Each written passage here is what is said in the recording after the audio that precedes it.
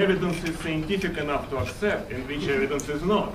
And from this lecture and explanation, that's what I do not understand. How would I, if I study in this framework, how would I, as a scientist, continue in this way? Like there was that suggestion to go in that direction, research this and that.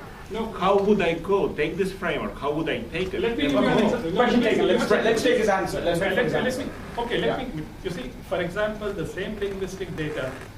For example, India. I mean, I would not dispute that the Avesta and the Rig Veda, reflect a close, connection. But the point is, here I have a problem. Okay. You see, for example, one group, the AIT people say that they claim to use the same source text, which is the Vedic text and others, and they claim a movement from Central Asia or Eurasia to India. And then the OIT people claim a movement, claim to be using linguistic arguments. They postulate a movement in the opposite direction. Okay, they call it, they came out. I mean, I do not. I mean, to me, it's. But at the same time, they should be able to reach a consensus before we can agree to that. Okay, and as far as I'm concerned, I don't care whether you call them Aryans, Dravidians, or anything. I'm interested in their data and their literature, and I want to study their contribution and understand how they lived and how they thought. You call them anything you want. Okay, if they're Aryans and Dravidians or anything you want, that makes no difference. But the interpretation of the data, evidence, and history on the strength of of what they have left behind is all I'm interested in. That's it. So, yes. So just wanted to make one comment, the young man asking this question.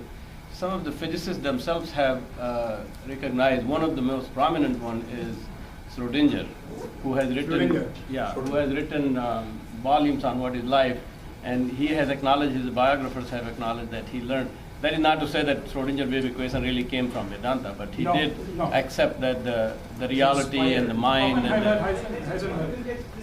So I just wanted to just mention that, just for you to, because you seem to be interested in that and look into. No, I think we are planning a conference on that. Please understand. I have not given you a solution or a dictum.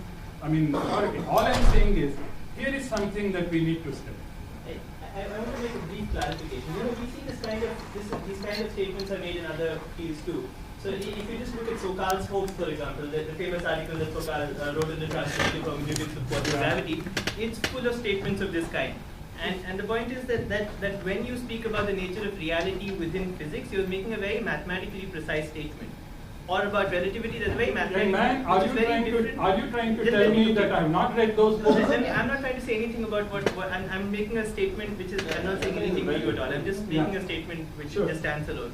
Which is that we make a mathematically precise statement about quantum mechanics or relativity, which is very different from mundane notions of, when you talk about reality being and of a certain kind, of there being relativity in perception. So we shouldn't conflate the two. Nobody is conflating the two.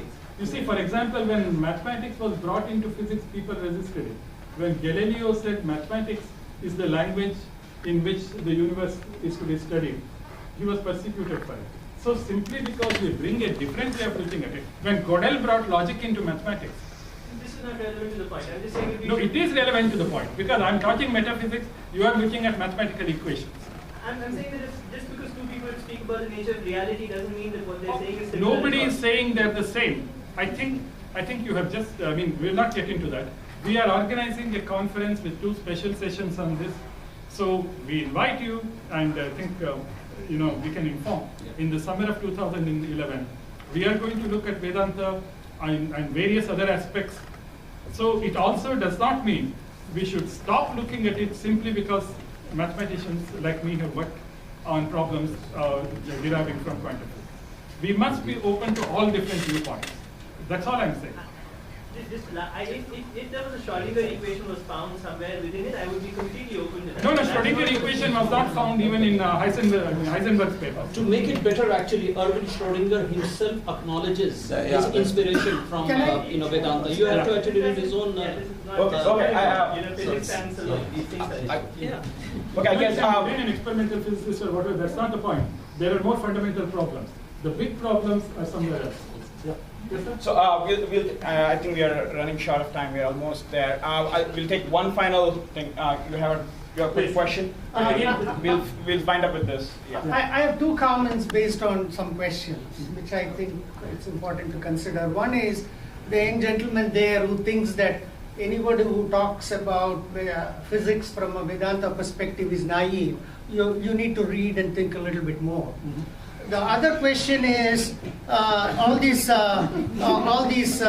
questions about scientific evidence. I think we are mixing up a bunch of sciences here. Yeah, correct. You are talking physical science and hard evidence at one end, or statistical evidence when we are talking large numbers to establish a trend or a pattern.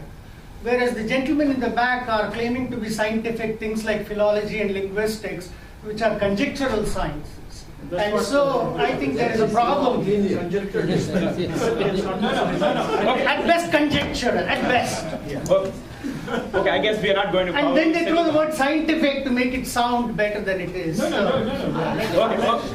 I guess, there's a lot of. We can have a debate on philology and science. I know this debate can probably go endlessly, but I would like to officially conclude this talk.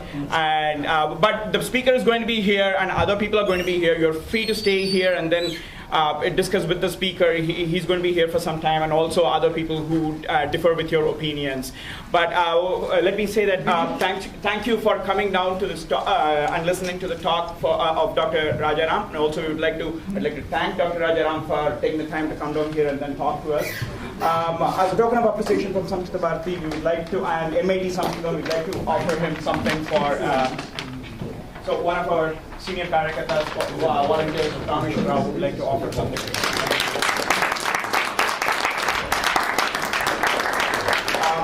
Again, I would like to thank all the audience for taking time from their busy schedules to come here and listen to the talk and give your opinions. As I said earlier, you may have difference of opinion, but if you want to talk to the speaker about it, you are welcome to stay back and then talk to the speaker. Thank you. Thank